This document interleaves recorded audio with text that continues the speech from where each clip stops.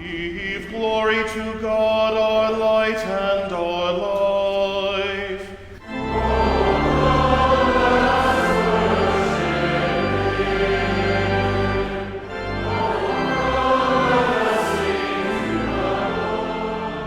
You're listening to the recordings of sessions from the Institute on Liturgy, Preaching, and Church Music in July of 2024, hosted by Concordia University, Nebraska.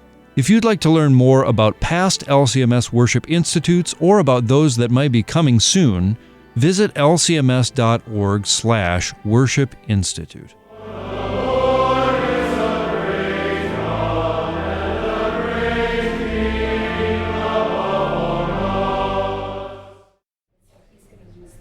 Good afternoon, everybody. Thank you for coming to this session. I'm very honored to have your time and attention. I'll try to do something interesting with it. I'm up here wearing my guitar because I thought to myself, well, I'm doing all the music in my other session, so I don't need a keyboard, and then, oh, I forgot we're singing a psalm. So if you look in the back of your presentation, it should say Psalm 17. There are lines there for the pointing. They're a little bit hard to see because I printed it in color and then copied it in black and white. But this is a form of singing called Anglican chant. It's very simple and straightforward. I'm not going to explain it to any of you. I'll talk more about it in my other session if you're that interested. But it's so I think it's the easiest form of chanting that I've ever seen. So I'll just start singing it. And if you think you figured out how it works, jump in and join me on the second little chunk of 4 lines, or whenever you're ready to. It's like this. Hear a just cause, O Lord, attend to my cry. Give ear to my prayer, flows free of deceit. From your presence let my vindication come. Let your eyes behold the bright. You have tried my heart. You have visited me by night. You have tested me, and you will find nothing. I have purposed that my mouth will not transgress. With regard to the works of men, I learn of your lips. I have avoided the ways of the violent. My steps have held fast to your paths. My feet have not slipped. I call upon you, for you will answer me, O God. Incline your ear to me, hear my words. Wondrously show your steadfast love, O Savior of those who seek refuge from their adversaries at your right hand. Keep me as the apple of your eye. Hide me under the shadow of your wings. From the wicked who do me violence, my deadly enemies who surround me. They close their hearts to pity. With their mouths they speak arrogantly.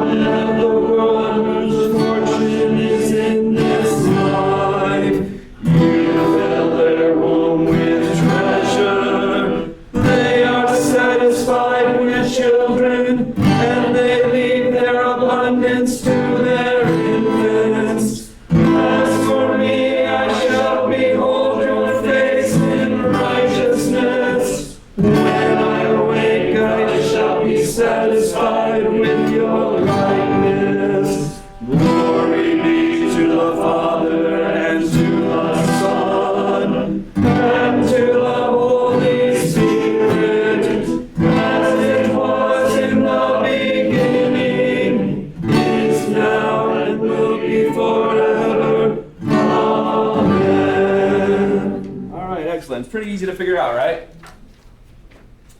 Just to give you an idea of who I'm addressing, I know some of you here today, but not everyone. Just raise your hand if you're a pastor. Okay, small number. Raise your hand if you're a church musician. Raise your hand if you are a music teacher in a Lutheran school, public school, other school. Okay, all right. Raise your hand if there's something I missed. Choir director?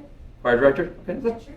At church, that's a church. That's a church musician. That'll count. Yeah. All right, cool. Well, thank you guys for coming. We're going to talk about music learning theory today. It's a useful tool and framework from the field of cognitive and developmental psychology, and it can help provide us with increased awareness of the process of acquiring musical knowledge and how that works so that we can tailor our teaching to better facilitate it. So what I'm going to cover today, we're going to talk about what music learning theories function can be in the role of a cantor or church musician. We're going to do a brief overview of my understanding of it and just a really quick summary. Here's what the theory is, and then we're going to start to look at all these different areas in the church where music is happening and see how can this inform and shape our music leadership and teaching processes. But before we do that, I'm going to do a real quick exercise. And we need to sing a song that everyone could do pretty easily, and so I'm going to, again, pick that most abominable of all Christmas carols, Happy Birthday to You, Jesus. All right? You all know the Happy Birthday song? Mm-hmm. Okay, so what we're going to do is we're going to sing it as long as my palm is facing up, and when I do this, the song continues, but we don't sing. Okay? Pretty easy. So we'll start on this note. I think that's a good key. Ready? Happy Birthday. You,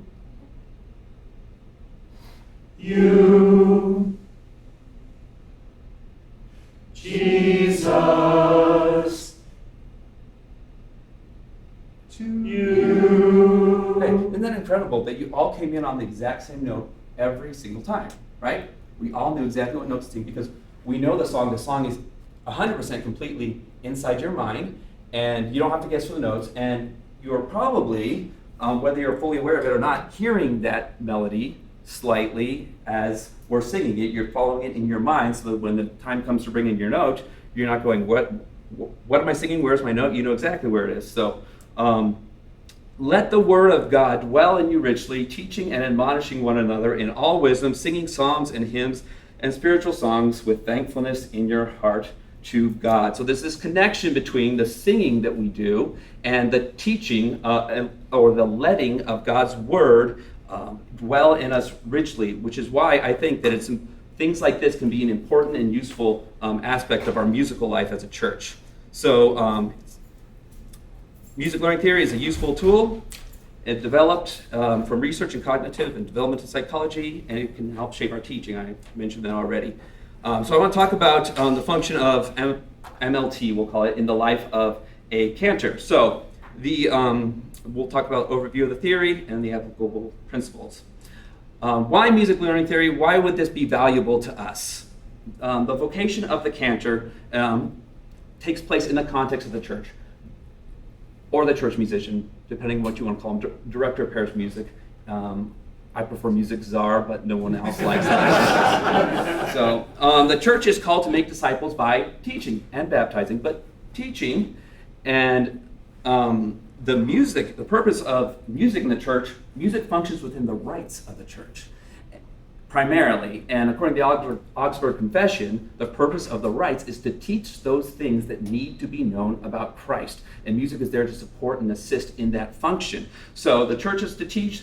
The music and our rites, it ought to serve a teaching capacity, and a cantor serves the teaching church through the music of its teaching rite. Therefore, our job as church musicians is to facilitate the singing of psalms, hymns, and spiritual songs through which the word dwells in us richly, or as I always like to put it, the job is to put the gospel on the lips of the people of God through song in order that the word might dwell in their hearts through faith. Therefore, everything a cantor does teaches something. Even the things we don't notice. The selection of your service music as an organist, you're giving people exposure to certain types of music, and you're subtly suggesting, here's the spirit of our gathering. We want to gather with reverence. We want to gather with joy. This is going to be a bit more of a joyful occasion. You're teaching by that. So everything we do teaches something. And wherever the gospel has taken root, the people have become more musical because Christ puts a song of love and joy in our hearts that is unlike the song that the world can give us. So I love this quote.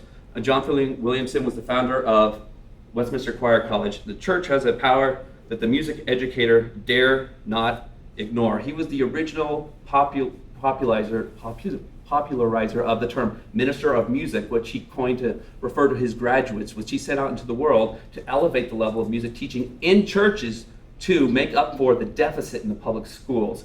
So a church musician has the ability to contribute much more than many people consider, and as a musician in the church, we have an obligation to do the teaching that we do as good as we can so that our volunteers can enjoy their service and maintain a lower frustration threshold. And so that the worshipers, we curate a service of worship that effectively communicates the church's message and instills it deep in their hearts and souls. And to the extended community, even the people that don't come, we're elevating the level of musicality when we lead with our music and with our teaching well. When we cultivate communities that sing well together, they go out and become more musical people around their neighbors. So there's a ripple effect. So therefore, the cantor is primarily someone who teaches. Everything we do in this vocation teaches. And let's talk about music learning theory. What is it before we get into how does it help us? Music learning theory, now, generally speaking, when people say music learning theory, it can refer to a wide range of things. There's lots of people who have talked about the theories of musical knowledge acquisition. But for the sake of this presentation, we're going to focus primarily on what most people talk about or think about when we hear music theory, and that's the work and teaching and methods of a man named Edwin Gordon. He was a research professor and a jazz musician, upright bass player, who taught at, I believe, Temple University, and he specialized in the research of psychology. And he developed his findings into a method. So the Gordon method is also, sometimes when people talk about music learning theory, they're talking about the Gordon method. And it's in that school of music learning methodologies like Orff, Kodai, Suzuki. And I don't know a whole lot of people that really use his method, but here's a quote from his Music Learning Institute. Music learning theory principles guides music teachers of all stripes, early childhood, elementary, general, instrumental, and vocal in the private studio, in establishing sequential curricular goals in accord with their own teaching styles and beliefs. Now, what I really agree with what he's saying is I have found that this is something that is useful and helpful to me in an extremely diverse array of musical settings. I learned about it primarily in the context of choral music, and what my choral professor told me, I took to the early childhood classroom, and it worked equally well. So he kind of invents this thing, and what he did is the basic idea behind it is viewing music learning through the lens of language acquisition. So the idea is that people acquire musical knowledge similar to the process through which children learn to speak for the first time. And so when they're doing this, this is probably the most important part of explaining the theory. Children learn to communicate verbally through the development of 5 vocabularies. And these 5 vocabularies, they build sequentially. So when children is first learning to speak, they can make noise straight out of the womb, but they're attentive and they're hearing the noises around them. And so the first thing they do is they're picking up. They're looking everywhere with their eyes. They're curious. They're listening to every sound they hear. And they're building their listening vocabulary. Every word a child says, he has first heard, right? And so listening vocabulary becomes the foundation, the fundamental vocabulary that is necessary for acquiring language. And then the next one would be a speaking vocabulary. So after children learn, they hear sounds. After a while, they begin to attempt to imitate these sounds. This is how humans always learn. It's they see something, they try it themselves. But at this point, they're just making sounds. They're learning to use their articulators to enunciate these syllables. They haven't quite got to the point of where they're saying words clearly, but eventually they do begin to say words clearly. They may or may not know what these words mean. But that's the next, so they have to have their listening vocabulary developing first, then comes the speaking vocabulary, then comes the thinking vocabulary. And thinking is the process by which they attach meaning to the words. So when they're thinking, they go, oh, dad means that person. Ball means that little round thing I like to play with. So not just mimicking sounds, so like these sounds refer to specific things. And when I say ball to my dad, he'll know that I want that ball. And so it's listening, speaking, and then thinking. The third vocabulary is reading, right? You don't give a 6-month baby a book and expect them to read it on their own. Reading comes after learning to speak. So after they can imitate the syllables and they've developed their thinking vocabulary to the point where they can actually string sentences together, it's after that point that we begin to teach them there's symbols that can tell you what words without another person actually speaking to you. And then the last, highest level of communication is the writing vocabulary. And so that's the ability to communicate in a clear, precise, and articulate form. So that's how babies are developing their communicative abilities. But let's look at this musically. Listening vocabulary, the music we hear, right? Speaking vocabulary, thinking vocabulary. We're going to go to that in a second. But reading vocabulary. How many of you took piano lessons when you were young? Okay. And how many of you were shown a score and the person says, all right, do you see that note on that staff right there? That's middle C. So when you see this note, you push this key. Anyone else besides me? Right? That's how I learned. And what was essentially happening is they were trying to develop my reading vocabulary before I had a listening, speaking, and thinking vocabulary. And this is why so many children burn out on it and they're not having fun. It's not a good time. It becomes a math equation of trying to punch the right things at the right times. And it's about timing rather than about enjoyment and being artistic and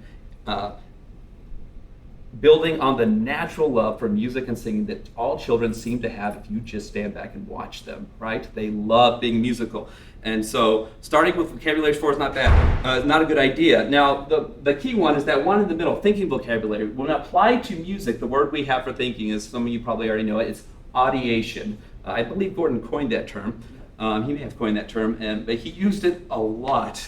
And so audiation is thinking. Here's what he, the sequence is critical, right? So you want to start with listening first and go that way. Thinking in music or audiation is critical because audiation is to music what thought is to language. Audiation is to music what thought is to language. So musically thinking is the essence of musicianship in the same way that your own internal thoughts are the impetus behind your verbal communication. So thinking musically, it's the key to independent musicianship. One way you can define it is it's the ability to hear sound without it being physically present, which is what you all did at the beginning of this course when we did the happy birthday song, right? The sound wasn't in the room, but you could still hear it in your head. So the ability to hear sound without being physically present. It is understanding and imputing meaning to the music. And this one took me a while to kind of figure out, because I thought, oh, meaning in the music, so when that B goes flat, it's kind of sad. It reminds me of that time that my dog died. That's not the kind of meaning we're looking at. It means that you understand that when you hear a leading tone, because you've been raised in the West and you've heard Western music, you know it's most likely to resolve up to the tonic again. And you have these associations of patterns, of harmonies and rhythms that begin to form an analytical grid through which you hear music, and it is on that basis that some music sounds familiar to you and 12-tone music sounds just weird because it was literally designed to not conform to any of those expectations, to mess with our minds so that we would not really know what to expect when we're listening. It's why we call it deceptive cadence deceptive, right? Because we normally expect it to go back to the one chord, but it goes to something different. So it's playing with our expectations that we have built over time, as what we hear the most shapes our expectations of music, understanding and giving meaning.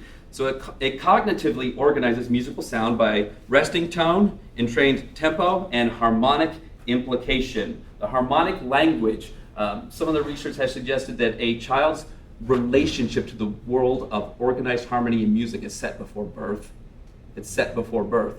And that someone's primary musical culture, it's very, very difficult for them to go to a radically different musical culture and understand it in the way that people that were born into it understand it. I can go and listen to the Indonesian gamelan. I think it's nice sounding, but I don't understand it by anything near the extent that the people who are playing those instruments completely understand it. So this is what ideation is, and just to give a few more examples, ideation is what happens when, so there's a couple different types of ideation.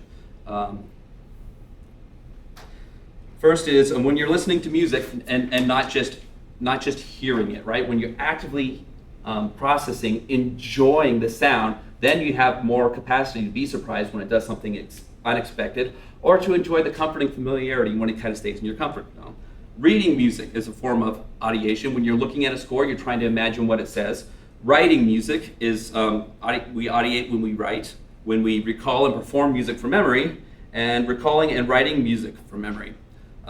And creating, improvising music, familiar or unfamiliar, from a score, or composing. So if you're just making up a tune in your head and you're singing it, your mind is at work. Even if you're not necessarily hearing it in your head before you sing the note, your mind is thinking how to make the sound. So the mind is engaged at all times, and musical thinking is the key to musical learning. So stages, it tends to happen. The idea is it goes through this process when we're ideating. First is momentary retention. You hear something once, you can forget it after not too much time. Then if you imitate and ideate tonal patterns, so you're repeating what you hear, then you're more likely to remember it a little bit better and recognize and identify it the next time you hear it. Establishing objective or subjective tonality and meter. So when you've been listening to something long enough that you recognize, here's the key signature, I can kind of feel do. Here's the pulse of the rhythm, I recognize, oh, it's a waltz. You know, I've heard lots of these before, even if you don't know what 3/4 time means, or you don't know the term waltz. If you've heard many of them before, there is a subconscious recognition of that. And then we consciously relating in ideation, retaining ideation, tonal patterns and rhythm that we have organized. So when you hear it often, your brain kind of recognizes, retains the pattern, and then consciously recalling patterns organized and ideated in other pieces of music. So the more you listen to music, the more you're feeding your listening vocabulary, the more your mind is imitating these sounds, the more your mind is organizing them and thinking on them to create to shape and form your relationship to the harmonic world of music. And then lastly, conscious prediction of patterns. It doesn't mean you have to predict them right, it just means that you set up expectations based on the ways that you typically or most frequently hear music operates. All right, so that's kind of the concept that Gordon birthed into the world, music learning theory today. He's got two former students that have taken some of his ideas and done slightly different things with them. John Feyerabend, you might know about. He has written the Conversational Solfege and First Steps in Music that interact with these concepts and ideas quite a bit.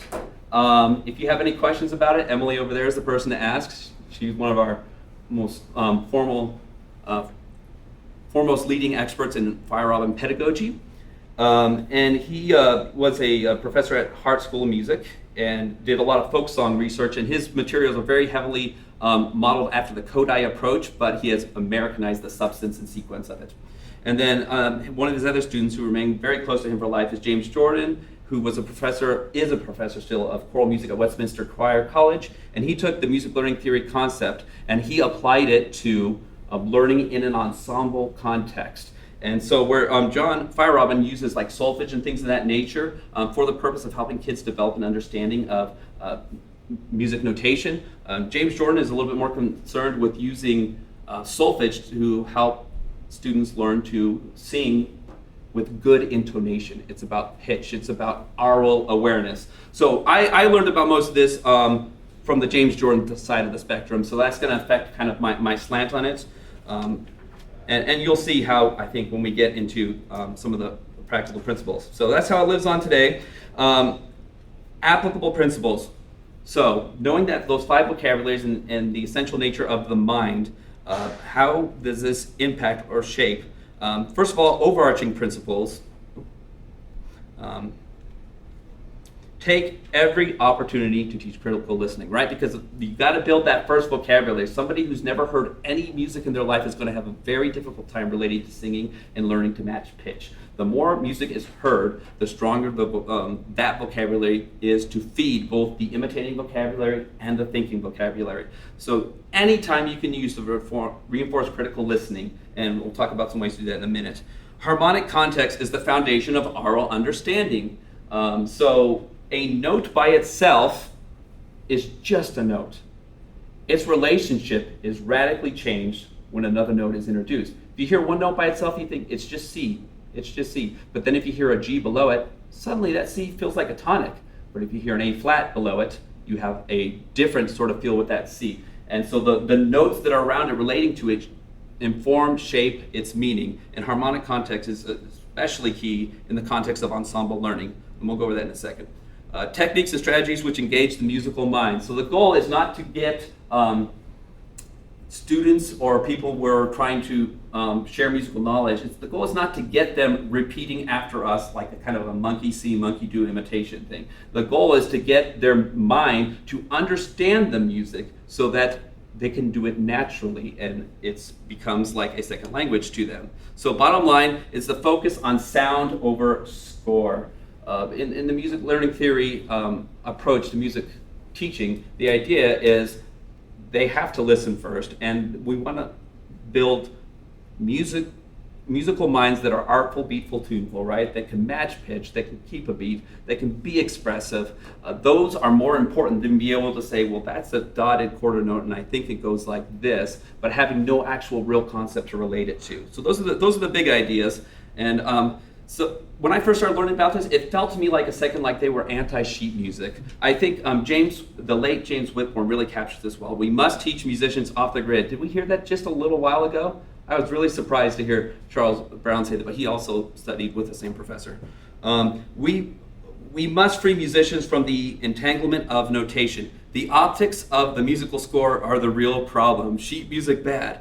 But here's where he explains it. We must unwrap the notation in such a way that it no longer encumbers us. So it's not that sheet music is bad. James Whitmore has written a lot of it.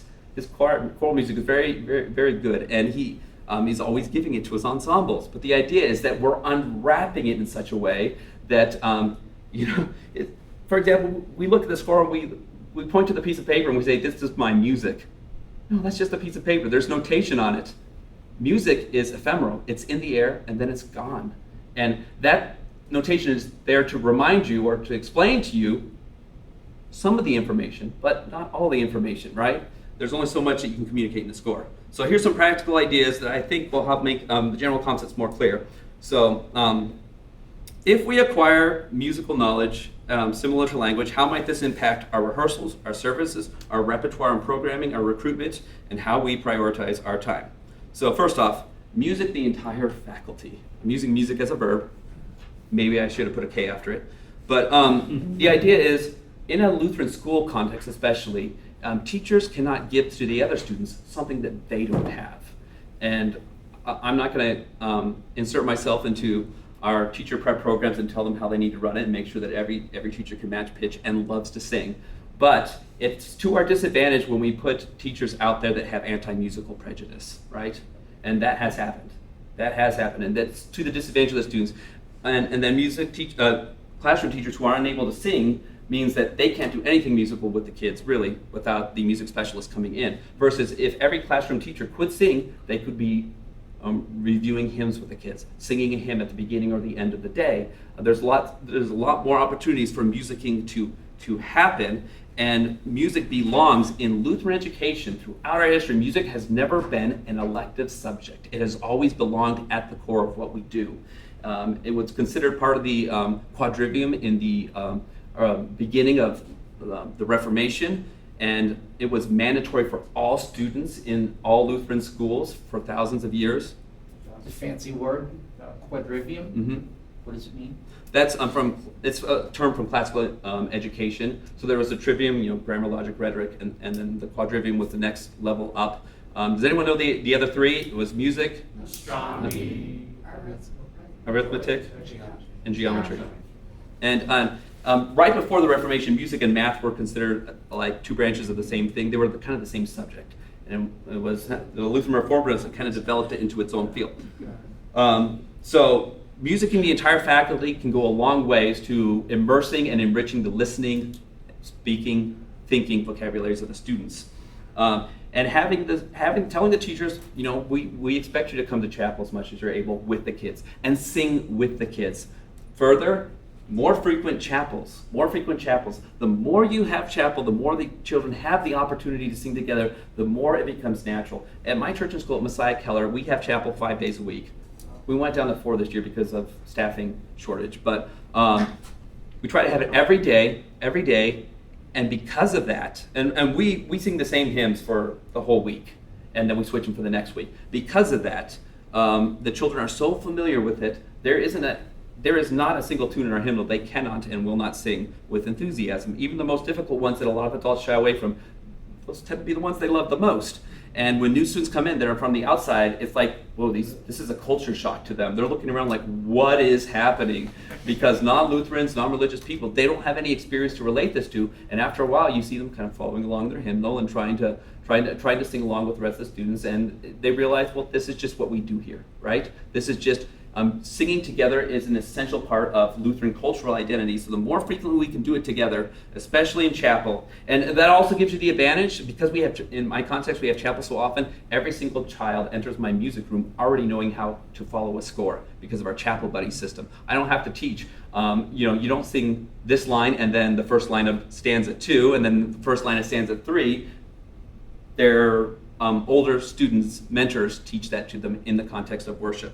So I'm stealing from religion to help with music, which is okay because music is teaching them the faith, right? So we both win. Constantly reinforce critical listening. So asking, did you hear that? I do most of my music teaching in choir. I teach elementary choir, K to 8. I also do early childhood, but that's different. In the choir class, when we're singing something, I always ask them, did you hear that? Because a lot of times they'll just sing on autopilot without thinking. But when you ask them, did you hear that? You're calling attention back to their ears. And then I ask them, did that sound good? Did that sound bad? Did that sound like what we want? Ask questions to make them think and then do it again and see if the better they listen, the better they will sing. I always like to say that I don't teach singing in choir, I teach listening. Because if their mind's ear can identify the sound that they want, their vocal mechanism can get much better at producing it. So reinforce critical listening, and we'll go through some specific examples of how that can be done. When you say critical listening, Mm-hmm. are you talking, I forgot what I was going to say. Critical listening just in terms of notes and pitch and rhythm? That's part of it, but it's not all of it. But when I say critical listening, I don't mean to specific elements. I mean just actively using their mind to observe the sound and not just like the radio's playing its song but no one's paying attention. Choral sound. Whatever sound is being made in the music class. So break free. We want to sing for the class, not with the class. So if we're singing, and this is a big thing in the Fire Album curriculum, right? If we're singing while the students are doing their part, they could very easily just be listening to us and repeating us a split second. And so that split second singing means that the song isn't actually learned. They're relying on someone else's memory, which means that the song isn't up here. And if it's not in their mind, they're not able to audiate the song. Deep, lasting, substantive learning hasn't happened. They haven't fully acquired that knowledge. So when it's their turn to sing, let them sing, and the teacher should be audiating their singing and listening as they do it. Recover the use of plain song. Oh man, I can't tell you how happy I was by Dr. Brown's presentation today. And when I say plain song, I do mean like actual Gregorian chant. There are so many ways in which Gregorian chant forms a fantastic foundation for the teaching of audiation, for the teaching of vocal skills, for the teaching of phrasing, for the teaching, there's a doctoral dissertation out there about how Gregorian chant can help guide young men through the voice change. Has so many pedagogical advantages. And I know that in Missouri Synod today, we don't use a lot of it, but even if you just want to use LSB number 957, Our Father who art in heaven, if you can teach your kids that, you have a vehicle to get them chanting and to use that to help engage their musical minds. And in our school, when we recite the catechism in chapel, the week that we get to the Lord's Supper, when they ask what the words of institution are, I play So Me on the keyboard and the kids sing it. And they're chanting from memory. That chant is deeply inside them. And I think that is a critical element of what I think helps make our student body a very musical place. James Jordan has a lot to say about chant. He said, chant engenders listening, breathing, shaping, and feeling the community that is created when we sing together. Finishing phrase endings becomes a communal event that requires a kind of relaxation and letting go. Most important, musical phrasing becomes a broad event that plots a beautiful trajectory of line, of ascent and descent. The very simplicity of chant allows us to develop a simple, direct, and honest way of expressing the text through sound. And I have another text right here, another quote right here about chant. Through singing, it's also from James Jordan, through singing chant, we allow our musicianship to begin in that place where honesty and community abide, listening to each other and sensing the breath of a community of people. When you have instrumental accompaniment with what you're singing, you don't really have to listen to the other singers. You can feel the pulse of the instrument and do your own thing. When you take that away, all that's left is the voice. And people who chant together well have to do it by listening. And so, I'm always reminding them, did you hear that? Listen louder than you sing is the thing a lot of choir teachers say. Listen louder than you sing. And I always empathize with my students because I know, especially in smaller groups, it's very easy to hear the voice in your own head much more loud and clearly than the voice of those around you. Today I did not have that experience at all. I couldn't hear myself singing. It was wonderful. I'm like, oh, am I on pitch? I can't even tell. Maybe that's because I'm on pitch. So anytime you can reinforce listening, and chant could be a practical tool for that. Also, if you're going to do real Gregorian chant in Latin, it's great for working on the vowels, but more on that in a second. Music learning theory can help with our own personal musicianship and developing. So it's always good practice for us to approach a piece by audiating it first. So rather than sitting down, if you're an organist at the console, opening the score, okay, there's that ledger line, there's C, and what winds up happening is we play the piece to find out what it sounds like, right? One of the best music applied instructors I ever had, when I was wrestling with a piece, he told me, the reason that you hit bad notes is because you don't know what the right note is. You don't know what note to expect. It's not in your head. If you hear the right note before you play a note, your fingers can find the note that you're looking for. But if you're guessing, your fingers don't know where to go. So, and I have found as a keyboardist that looking at a score and hearing it in my head, even a split second before my fingers reach for it, it helps me to read better, it helps me to learn faster. I can't audiate every single piece in my library. I have a couple books by Longley that I either have to play or listen to because my audiation, we're all at different stages of our ability to do that. So, that being said, there's no shame in hearing the recording first. I don't know if any of you grew up in this culture. I used to think, well, if you have to hear it first, you're cheating, right? If you had real musicianship, you could just open the book and play it yourself. But with the understanding of those 5 vocabularies, our listening vocabulary being the foundation, if you hear a piece, you can expedite the process of your learning because you have an aural target in your mind's ear that gives you something to aim at. And when you have a more clear target to aim at, you're going to hit it much more quickly. Feel no shame in listening to it first if you're able to find a good recording. Play sing from memory as often as you can. And this is good for classical educators, love this one. If the music is inside you, then it can come out a lot more naturally, a lot more free. And the more you play from memory, the more you get your students to play from memory, they're going to sing more natural, more free, less bound by the score. And I observed that in myself earlier today. There's a couple of those hymns in the service we just came from that get done often enough. I didn't have to read them, right? This is the feast, God's own child. You just close the book and sing. And you know exactly what you're inhaling for every expiration, every breath that you're going to take for every phrase you're going to sing. And it comes out natural, enthusiastic, expressive. But as soon as you're like, I'm not really sure what the next word is, you're like staring and at the score, and you're not prepared to breathe in the full phrase because you don't necessarily know as well what your expectation ought to be. So singing from memory as much as you can. When I was a pianist in my previous life, I played everything for my recitals from memory because I could. And then when I became an organist and you're cycling through a ton of music every week, and I realized it was impossible, I quit memorizing. But now, even if you can't memorize your prelude and postlude every week, that's most of us, right? You can memorize what you can. So memorize a setting of the gradual, memorize a psalm, memorize hymns, but at least memorize some stanzas. And you'll find that that feeds your musicality, musicianship. Listen to more interesting music. So there's a game you can play called Pin the Tail on the Tonic, right? When you're listening to music, if it's too easy, it's not interesting enough, right? If your 3-chord country song, no shame in enjoying that if you do, but you should also listen to things that are a little bit more challenging to your oral perception, right? That's going to feed your listening vocabulary. Audiate with your students. So as a choir teacher, when I'm conducting, I shouldn't be conducting to see what happens. I should be hearing the sound in my mind and from them. You're listening to them and your mind at the same time. And if you're audiating as a teacher, it is more likely that they will be able to audiate. They will be able to perceive and pick that up in very subtle ways. It's amazing how the mind works, and our advancements in neuroscience these days reveal to us that people can perceive things that you don't realize you're revealing to them. Case in point, they can tell when a director is breathing even if they're not looking at him.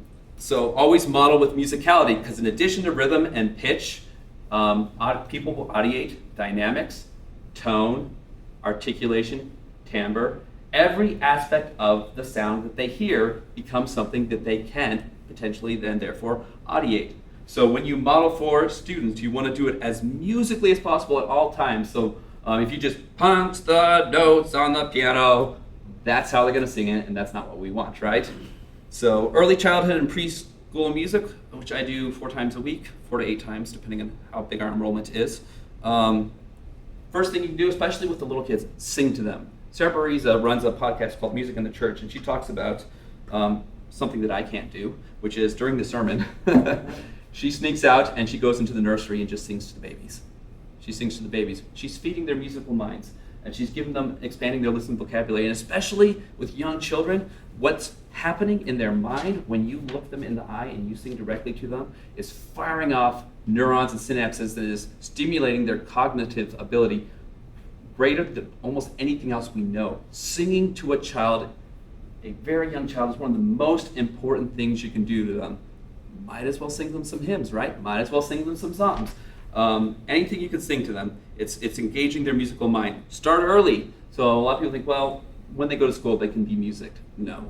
Kodály, it was famous for one of the most influential music educators of the last century, Zoltán Kodály from Hungary. He was famous when someone asked him, how soon should music education begin? His initial response was, it should begin 9 months before birth.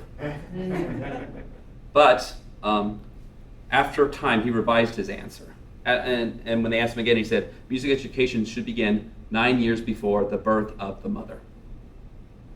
9 months before the birth of the mother. So it's a long game. And John Fire has what he calls the 30-year plan. Is you're teaching music in a way that cultivates and curates the musicalization of the community you serve over time. And that starts at the youngest age possible.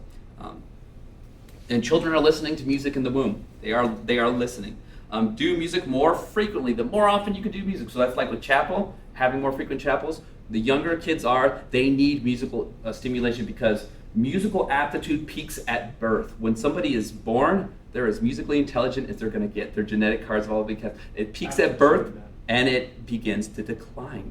And the rate at which it's declines is dependent upon how much stimulation, musical stimulation, they are receiving. So giving them as much musical stimulation as you can, it helps them maintain their musical aptitude until about age 9 is where it tends to settle, and that's kind of their musical mind for life. And when I say musical aptitude, that doesn't mean musical ability. A person with absolutely low musical aptitude can still learn to do whatever they're going to put their mind to with music, but the low aptitude means it might take more time, it might take more work, versus a high aptitude person can pick things up a lot more easily. And people are born with different amounts of initial aptitude, but the important thing is that we stimulate it as much as we can, with feeding their listening vocabulary, encouraging them, finding ways to provoke their imitation of those sounds, those enjoyments of those sounds without thinking about it, and then going from there to start thinking about it and engage expressively. Sing for the class, not with the class, we covered that one. Solo singing is the most powerful form of learning. So as we talked about split-second learning, sing for the class, not with the class, but split-second singing is also going to happen when they're singing as a group, right? There's going to be the kid that really memorizes it, and when they're sick, it's like the entire group forgot the song. So you want to give students the opportunity to sing by themselves. And musical games are a great way to do this. Fire Robin Kodai, they have lots of different games you can play, or little folk songs that get turned into games that can trick the kids into volunteering for a solo because they want to be it, right? So, it's something as simple as Charlie Over the Ocean. Well, if you're going to be it, you have to be Charlie. And like the kid that doesn't want to do it, let them tag a friend, let them tag a volunteer. If they're not ready for it, that's fine. I mean, if they're in 9th grade and they can't sing that song, that's a problem. But it's an opportunity for them to go, oh, I can do this by myself. And especially in the young grades, even if they can't match pitch, the fact that like, I can sing Charlie Over the Ocean, that's fine. That's where they're at that age. You're allowing them to enjoy it and to feel like it's something that's not excluding them based on their lack of attaining what to them is an extremely arbitrary standard at that stage in their learning. So singing is the most powerful form of, solo singing is the most powerful form of learning. A child's voice is the most effective model. Because we audiate timbre, right? Because we audiate pitch, because we audiate tone, me, an adult male, am the bottom of the barrel when it comes to effective modeling for a child. Because if I sing in my normal voice for the students and they try to imitate me, they're digging for this note down here and they won't be able to find it. So when I'm working with younger students, I typically sing in my Mickey Mouse voice because that's a lot more conversant with their pitch. So the prioritization is adult male voice is the least effective. Adult male and falsetto is better than that. An adult human female is even better than me and my falsetto. So if you're a lady, you have biological advantages to teaching music to young children. Enjoy it.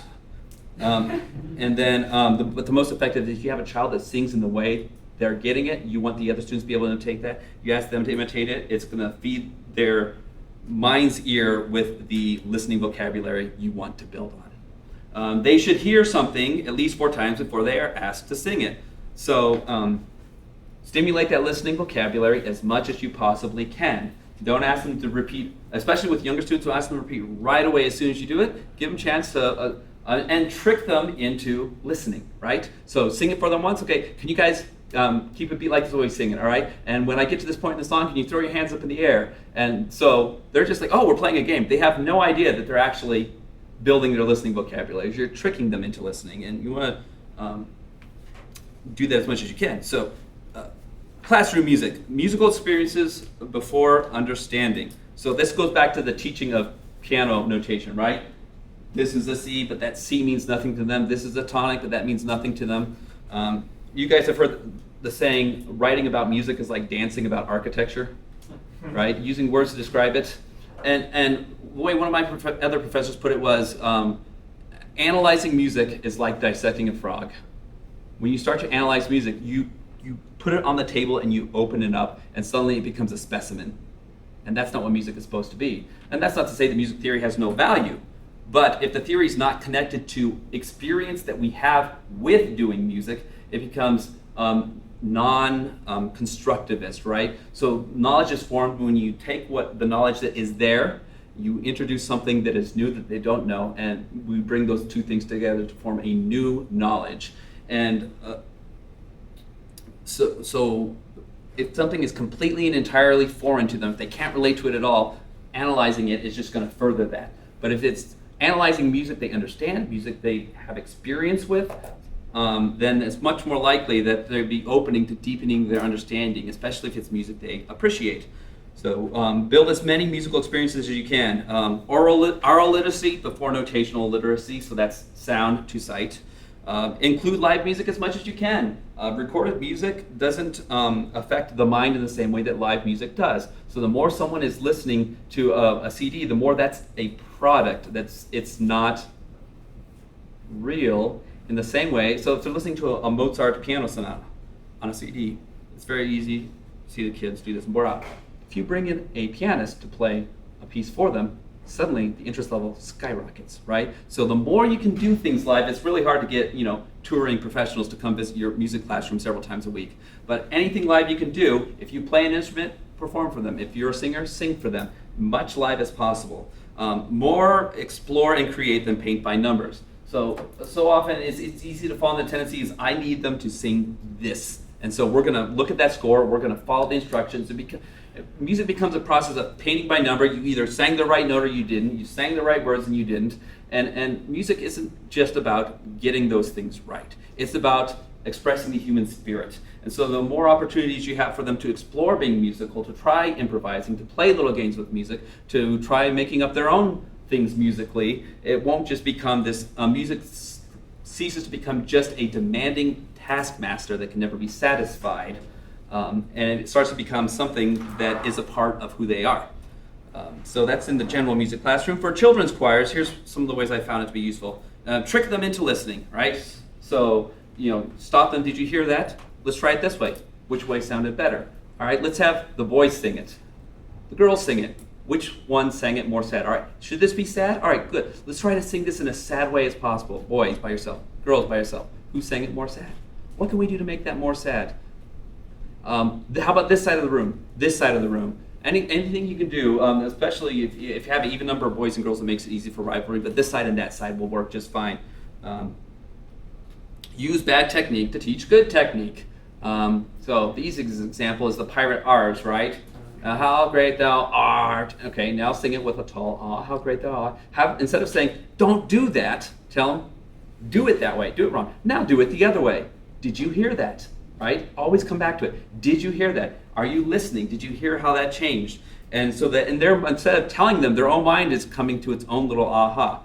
So trick them into listening, use bad technique, and that works for posture too, all right? So when we do posture, we talk about how someone who's old and tired stands like this, right? But a good singer stands like this, right? Tummy tension does this, but good singers drop those shoulders. And a soldier at attention does this. But a good singer doesn't want that tension right there. And so we'll play games where I call those out and they go to the different things, and that's like good singers, and they have to align themselves the way that we've talked about. So we're using bad technique to teach good technique because the contrast makes it more evident. It works with singing too, and music, not just posture. Have music to be learned sounding as students enter lead. It might not be a song I plan on teaching for 4 months, but as the students line up to enter my music classroom, because I teach choir so they come to me instead of me going to their classroom, I have something playing. And I teach them from day one that I expect them to turn on their listening ears and let their minds engage with what they're hearing the minute they enter the classroom. And I don't quite get that far ahead prepared for music for them to walk out every time. If I don't have a recording, I sit at the piano and say, when you hear me start to play, you may enter and come to your seats. So that they're hearing music, they're being musically stimulated in their listening vocabulary, and 3 weeks later, when we start to learn that song, it sounds oddly familiar to them, right? So they've already begun the process of mapping out those sounds and organizing it in their mind. Reinforce good vowels in every rehearsal. It is so tempting for me to be like, oh, their vowels sound great. I don't need to talk about that today. I need to talk about something else. But people don't not all people naturally understand this is what a good vowel should sound like. And children can forget that very, very easily. By drawing their attention to it constantly, you are reinforcing in their listening vocabulary, here's the target, right? Here's the target. This is a good sound, so that they're constantly reminded this, when I sound like this, it's off target. When I sound like this, it's good. So draw their attention to vowels in every single rehearsal, no matter how good you think they sound. All right, a few things that I've been doing with adult and youth choirs. First is choose recording examples with care, right? Because they audiate tone quality. Beware of choral publishers who make highly overcompressed practice tracks with singers who are just at a singular dynamic for the purpose of making the pitch and rhythm and words extra clear. Expose your choirs to any chance that you have to the recordings and the sounds of truly excellent choirs. Because then they're gonna, instead of listening to it going, oh, that's my note, okay, gosh, switch that off. Then you can open their mind to think, this is what's possible with music. And if they have in their mind's ear, here's what a wonderful choir can do, then when they rehearse together, the difference is more clear, but also the direction to be pursued becomes more clear. So it helps orient their own roadmap towards their own sound. choose your recording examples that you share with care. Refuse to drill one voice part at a time. I'm sure most of you guys don't do this, but I inherited a job where the previous director, okay, sopranos, okay, altos, your turn. And so one day I just said, we're not doing this at all, ever again. And let me tell you, the altos fought me on it. They will, if this is a thing in your choir, they'll get used to it. They will get, because they fought me less and less and less and less each time. At the end of the year, I remember being shocked as I had them and the tenors go together. I'm like, they didn't even ask for their own part. They didn't even ask, but they got it because their oral literacy was increasing because they were learning their lines in the context of its harmony. Another example, using myself as a bad example again, I sang at a choral festival many years ago, and we're sent to music in advance, and it was like, okay, learn your parts and come ready to sing. And there's this one piece, it was in like Locrian mode, and it was like 12-part harmony and syncopated rhythms, and I got my line, and I played the starting note on the piano, and I sang it start to finish, and I thought, this is really an easy piece. I'm good at intervals. I can do all those intervals. All right, I'm ready. I went to the first rehearsal, and I got lost halfway through the piece. Why? Because I learned it as an isolated set of intervals. That's not the meaning of those notes. The meaning of those notes is what they're related to in the rest of the harmony. So I would think, I'm coming back to the tonic. How easy is that to find? That's why, by the way, that's where I got lost, when I thought I was going back to the tonic, but the tonality of the piece had radically shifted and that note was no longer functioning as the tonic. I didn't know where it was anymore because I learned it in isolation from itself. So always, always, always, at least two voice parts together. If you absolutely must, one voice, but with enough accompaniment, if it's an accompanying piece, to give them some of that harmonic context. I will, on a very rare occasion, I still indulge the altos if it's a hard interval and I want them to hear it isolated and then in context. But engage the context as much as you can. Teach soprano, bass, and alto tenor sections to partner together for tuning, especially in homophonic music, right? So I always go with soprano and bass first, rather than upper voices, lower voices. The outside voices, the melody, everyone else is in tune in relationship to the melody and the foundation of that harmony. And I ask the altos and tenors to audiate their parts or audiate or even hum along to the extent it fits their range with the sopranos and basses. And then after that, I'll do the altos and tenors together, and I tell them to listen to each other for tuning. And that's why we do the soprano and basses first, because if those two are not in tune with each other, no one else is going to really be in tune. Everything else will fall apart quickly, but if they're in tune with each other, the altos and tenors find their places neatly and easily in between. Use accompaniment to establish clear harmonic context and reinforce critical listening. So you could, if you're like, we practice a cappella, we practice with accompaniment. Whatever your approach is, this is what the accompaniment brings to the process. Wrong button. Sing on neutral vowels to focus on harmonic awareness. So not everyone can do this in a church choir rehearsal because a lot of our people are moderate music literacy and they use the words to help them find where we are in the score. But if you can get them to sing through a passage with some chord changes on ooh, suddenly they're hearing the function, not being distracted by the textual message. One of the professors I learned for had a nasty reputation of withholding text for his ensemble until they're on the way to the concert. And the purpose, that's an exaggeration, but the purpose was to get them singing through just the music so they could hear the meaning of the notes harmonically and then layer text on top of that. That works maybe well for a really select auditioned collegiate choir. For most volunteer church choirs, I have to go back and forth between those two. And I've had some of my older volunteers like, I don't know what to sing if I don't have the words. And so I throw them a bone, we go back and forth with text, without. Sometimes if we have to learn it with text first, fine, but then let's sing it without so we can listen for our tuning without having to worry about diction. All those things like diction, text, meaning of the text, those are all competing for cognitive bandwidth. But when you go to a neutral syllable, they're able to focus on just sound. Require singers to inhale the first vowel of a phrase.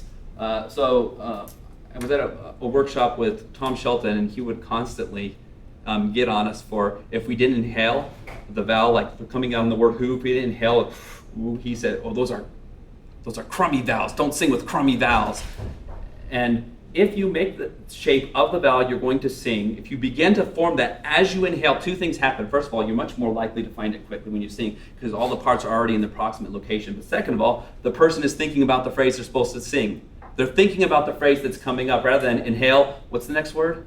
and then automatic autopilot thinking. Instead, they are beginning to audiate their own music. So try to encourage them to inhale that vowel as much as you can. Omit thirds from starting pitches. Not every group is going to be ready for that, but if you can stick to the root in the fifth, and if some group starts on the third, just tell them to find it. Especially if it's an unaccompanied piece, the third on that keyboard piano is not going to be tuned the way that you want voices tuned. There's subtle differences, and if they find the tuning themselves by listening to the sound, they're going to sound better as a group. Time diphthongs by sound, not rhythm. So light, we always say ah, and then the E at the very end, right? And if they're thinking rhythmically, light, it starts to produce a bit of an unnatural sound. So rather than saying ah for this long and then E for that long on the diphthong, say it starts with the ah and that's the sustained one. You can go to the E whenever you all go together. Listen for each other and glide through that diphthong as one, rather than everyone trying to time it and doing it at separate times. It's less clear, it's less, it blends less. Practice tracks must include harmonic context, not just solitary vocal lines. So I can't just plunk it out on the piano or sing it into my phone and text that to them and expect that to contribute to music learning. Let me show you how I do one of my practice tracks.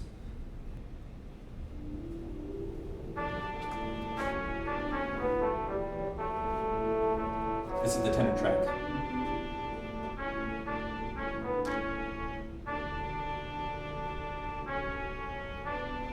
So you see the part I want the tenors to be practicing is clear, dominant, easily discernible, but they hear it in the context of the other parts, so they're not just learning an isolated line.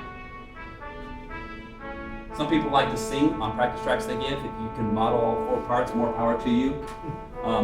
But this is time intensive. I don't do this for every piece we work on. I do it for a piece if I think that might be a little bit more challenge to some of the singers, and I do it as far advanced as possible. But this gives them, here's what it sounds like to sing my part with the other parts, not here's the part in isolation by itself. Some publishers are doing that now. Okay, good to hear. Because you get all the parts, but the one that you're wanting them to listen to is louder. Well, the way I heard was all four parts recorded vocally by people who were just belting Yeah. and over-compressed, and then three of them muted. So pros and cons, right? The context was there, Yeah. but they're going to be audiating that tone, so be careful. Bells and chimes, ring by ear. So we almost never use playing by ear with bells. It's not really possible to play a piece by ear, but you can do things by ear with them, kind of like you do with your singers towards the beginning of rehearsal. Have them do a scale. Have them play it in thirds. You guys ever do the one where he goes do, do, re, mi, re, do, anything like that you can do where they're ringing, not looking at the score, now their mind is engaging. Play hymn tunes from anthem by ear then with eyes closed. Oh, my ringers hated this. They hated this. I would say, okay, we know the tune to Amazing Grace, right? Say we're doing it on that. Okay, close your books. We're gonna play it by ear. Everyone ring your bell. Try and memorize your note and see if you can figure out when your note comes into that melody. It takes a few runs. They're very frustrated by it. But by the end, once they can play it, they say, now close your eyes and do it without looking at each other. And if they can do that, then suddenly when you go back to the anthem that's based on that tune, they'll have a heightened awareness of when they're contributing to the phrase of the melody and when they're doing the ding-a-lings on the side. And the challenge with especially smaller bell ensembles is it's just a bunch of notes being punched. And it's very difficult to phrase with percussion instruments to begin with, even if it's just a piano. But if you can get them to have an awareness of the role that their note plays in as a part of a greater whole, then phrasing is more likely to be clear, and the melody being played in a busy arrangement is more likely to be easily perceived, both by ringer and listener. Sometimes isolate 2 to 4 measures and repeat it until they can do it from memory. Tell them close your eyes, see if we can do it. When they come back to that difficult spot in performance, they're not like, what's coming up? We rehearse this. Do I remember what to do? It's like, oh no, that's the part I don't have to look at. It's in my mind. Listening checks. Did we get the sound we wanted? Challenge ringers to sing with ringing, especially if they're doing like a hymn stanza where you just do like half note rhythms while the hymn's being sung. Those timings can sometimes get behind the congregation of the organ, but if they're singing while they do it, it fixes a lot of rhythm problems itself. It's engaging their musical mind, and they're listening to the tempo and pulse of the organ that is their ordinary practice when they're in the congregation. And then lastly, the whole congregation should hear new music multiple times before they're asked to sing it. So a new hymn, play preludes on it, have a soloist sing a stanza or two, a choir arrangement, whatever you can do. Sing it in Sunday school, have it playing in the lobby. Just find creative ways to insert that into their listening vocabulary. cultivate familiarity with select hymns. Can they sing without a book? If your congregation, the other day I found out that they could. We were in a meeting and someone decided that I was going to lead a hymn at the end. And it was late in the day, so I decided abide with me, and that was a safe bet. Everyone knew the first stanza. It was a meaningful way of music being together, because suddenly now the focus wasn't on what's the next word. It was like, everyone knows this. Look at us. We're all holding hands and singing together. It was a much more beautiful, much more expressive, much more musical moment. Here's where I'm going to get in trouble. Stop changing the liturgy every week. You don't have to rotate through all 9 settings of the divine service just to keep people from getting bored. You can use them all if you like, but pick one and stick with it for a little bit at least. Because the 2 most vulnerable groups to feeling alienated from your service are people with no religious background who don't even know how to follow a worship service, and young children who cannot read the book even if they did have that thing. If you repeat the same thing every week, visitors, newcomers, they begin to feel comfortable more quickly. That's the point of having a liturgy. The musical liturgy ought to reflect it. It doesn't mean the music should never change, but having consistency helps with learning, and it helps with assimilation. I remember the first time we did the Easter Vigil, and we put out "This is the Feast" for the first time in a few years, but because we used it consistently for a long time, my 3 and 5-year-old just suddenly started jumping out of the pew going, "Alleluia!" Because they had it repeated to them enough times, not once every 6 weeks, right? It was very frequent, and they knew it very well from it being firmly ensconced in their liturgy every week. So think of the children, use as much repetition of the liturgy. The hymns change every week. The psalms change there's plenty of variety without having to change the divine service setting.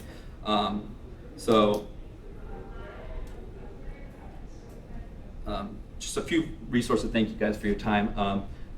Publications that are helpful. Learning Sequences in Music. This is ground zero for Edwin Gordon, his ideas and philosophies and his method. Fire Robin Fundamentals, definitive guide. If you guys want to look through it, I have it up here. Definitive guide through his curriculums and the many various ways it can be used. And then this is one's my favorite, Inside the Choral Rehearsal. James Jordan is known for many books. He's written about 60. One of his most famous, The Musician's Soul, was an early career book. His conducting textbook was early career. This is a late career thing for him, so it builds on a lot of things that he's been investing in and strategizing his whole life, and it really digs into the role of learning theory in the rest of the rehearsal process. And if you want to go somewhere, the Gordon Institute has workshops for their methods. They have online things, classes you can look at. Fire Robin Music Association, or talk to Emily. She'll get you signed up. You want to go to hers because she'll do conversational solfege in a more Lutheran way than anybody else. She can apply it to the ways that we music together. And then Westminster Choir College, they have, right now, they just started a new degree program. You can do it fully online or fully residential. It's a Master in Choral Pedagogy, which is based on this framework. And they also have a workshop towards the end of July, usually. It used to be called the Choral Pedagogy Institute. It's now something else. You go there for a week, you sing together, you discuss the ideas, and then you try them out in rehearsal. Those are great ways. So thank you guys for your time. Does anybody have any questions? I have one. Yes. When you mentioned hearing something 4 times, Mm-hmm. does that have to be within a relatively short amount of time, that specific advice that was given, or could that be over several days or something? So if I recall correctly, that was under the early childhood, right? Yeah. So I would, if it's new to them, if we haven't done it before, I will sing it to them 4 times in that class. In that class, okay. Before I repeat it. And if it's something that I've sung it to them 4 times before in another class because it was new, maybe not as much. But you're looking for that recognition and are they ready to do it? And if you ask them to sing too early and they fail, that happens. So sing it to them again. Especially with really short songs, right? Frog in the Meadow, 2 bars. Yes. Oh, I was just going to share you had a list of resources. I consider myself kind of an MLT nerd. So to get really into it, there's a podcast called Everyday Musicality by Heather Scholdice. Okay. And she goes through all the different phases of audiation, all the different steps in Gordon's learning sequence. Oh, fantastic. Or skill learning sequence. Okay, and she's like a Gordon approach educator? Yeah, hardcore. She did elementary education and now she's in higher ed. Okay, fantastic. Could you say the name of that again, sir? Everyday musicality. Everyday musicality. Thank you. Fantastic. It's awesome. The Fire Robin organization has a podcast too, and it's not just on their curriculum. They talk about the research that supports it, and I found it really interesting. Worth your time to listen to as well. So, fantastic. Thank you, everybody. Thank you.